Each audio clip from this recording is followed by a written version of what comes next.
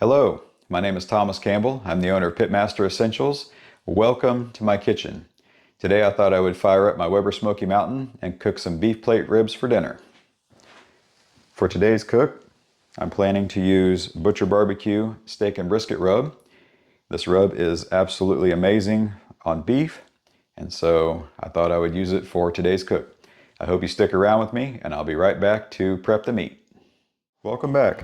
So I have my ribs laid out here. These are plate ribs. So I'm going to pat down and get some of the moisture off of the ribs. The nice thing about beef ribs is they require very minimal prep and trim. I'm going to leave the membrane on the bottom. Unlike pork ribs, whenever you smoke beef ribs, you want to leave the membrane on the bottom. This helps to keep the meat on the bone. You'll also see the marbling. This came from a Black Angus beef. The marbling is absolutely amazing. The majority of this fat will render down, and this down here is it's one of my favorite cuts of meat to cook. So I'm just going to wipe these down real quick.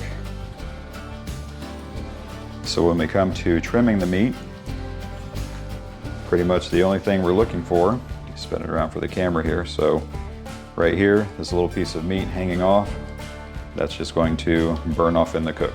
So it's just a matter of nice and easy, going down like that. So now that our trim is done, we're going to dust the ribs, again using Butcher Barbecue steak and brisket rub. Let's put a nice coat on there, like that. So I will finish up dusting these guys with the rub, and then we will be right back. Okay, now that I have my ribs dusted and ready to go, I'm going to put them in the refrigerator and let them rest while I go out and fire up the smoker. Okay, we are outside and at the smoker, and today I'm using Jealous Devil Chunks extra large lump charcoal. I have it set up in the minion method in my 22-inch Weber Smoky Mountain. You'll also see that I have upgraded my charcoal basket. This is the Arbor Fabricating charcoal basket. It is absolutely amazing. It helps the Weber Smoky Mountain to be more fuel efficient by having smaller holes, and it helps to keep more charcoal in the basket instead of these smaller pieces that fall through and they burn out in the ash below. So if you're interested in that, I will have a discount link below. Please feel free to take advantage of that. It helps to support the channel, and I'll be back in a few minutes and we'll be ready for the cook.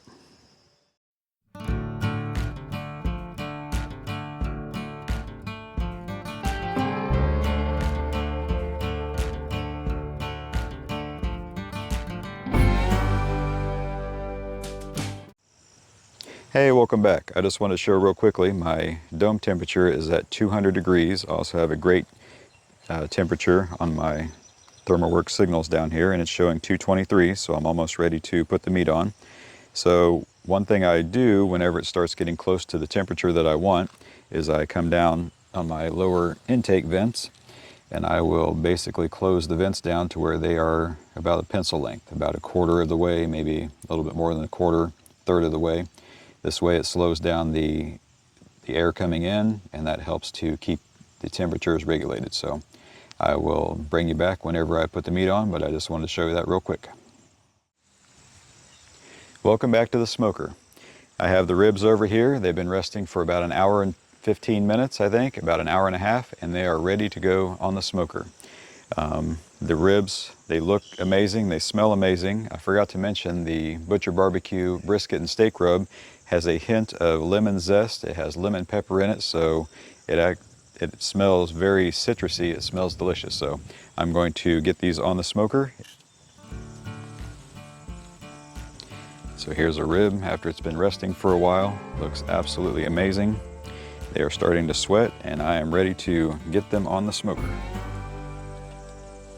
So what I like to do is I like to use a temperature probe to help keep an eye on the temperatures of one of the ribs. So I'm just going to kind of stick it in the middle here, just kind of gauge how far to go in. Use my finger right there. So it's only going to go in about a ½ inch or so. But again, this is just going to give me a reference point to see what the meat is doing, and at that point we are ready to cook. So I will bring you back in a couple hours. All right, I thought I'd bring you back here and show you that the grate temp is, or the dome temp I should say, is hanging right around 220-ish. But more importantly, the smoke coming out of the top might be kind of hard to see, but we have a very nice thin blue. There's a little bit of white to it, but primarily blue smoke, and that's what you're looking for. I also forgot to mention I have hickory chunks that I'm using for this cook. So we're going to open it up and just see how that it looks.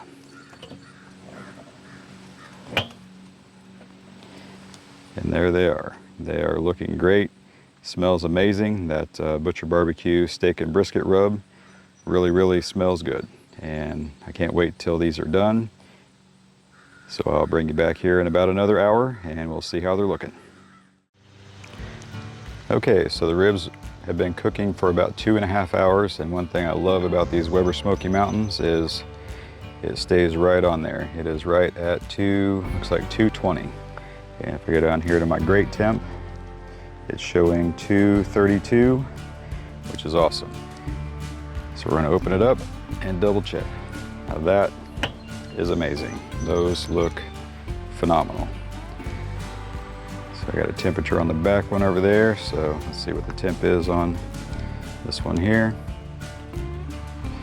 So he's at 162.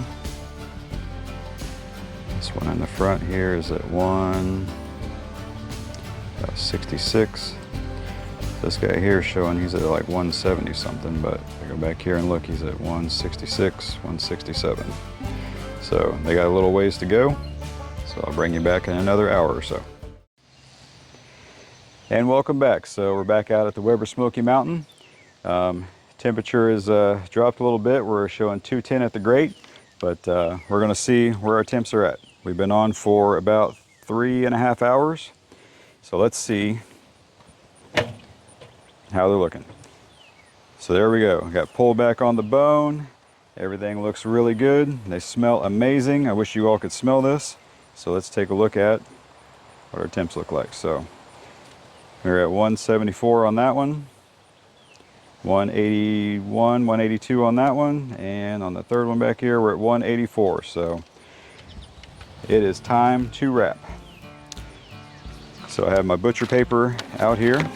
So what I like to do with butcher paper whenever I go to wrap is I like to spray it down with water. So in my barbecue sprayer here, I just have some water. So we're going to just wet this down. Also, it's windy out here, so it might be a little interesting while we try to wrap this. So here we go.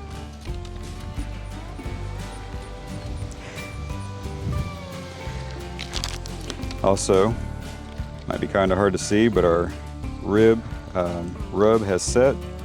Everything looks great. So now it's just time to wrap it up. I think I'm going to spin it around this way. Whenever you go to wrap, you want to make sure you wrap it nice and tight. The tighter the better.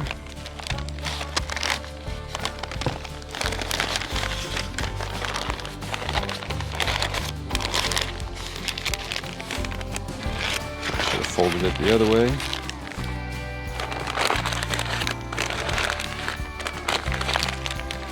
Doesn't have to be the prettiest thing in the world. We're going for function, not perfection. Okay, so we got those wrapped up nice and tight. Got this guy back on the pit. Put our temp probe back in. All right. And now, we'll see you in about an hour. All right, welcome back to the kitchen. So the beef ribs have been resting for about an hour and a half, 2 hours now. Let's see how we did. So I placed them inside of a aluminum foil and put them in a cooler. And as you can see, we have lots and lots of tallow. That rib looks amazing.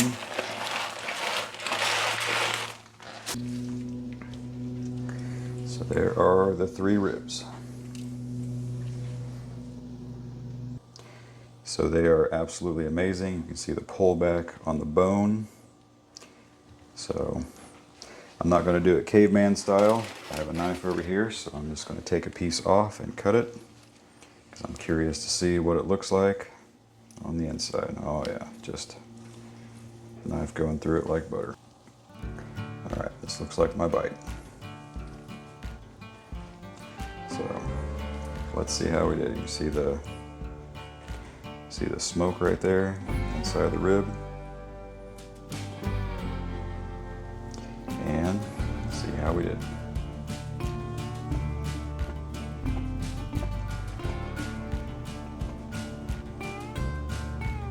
Those are delicious. So that concludes this cook. Thank you for staying with me. Please like, subscribe, and we will see you on the next video.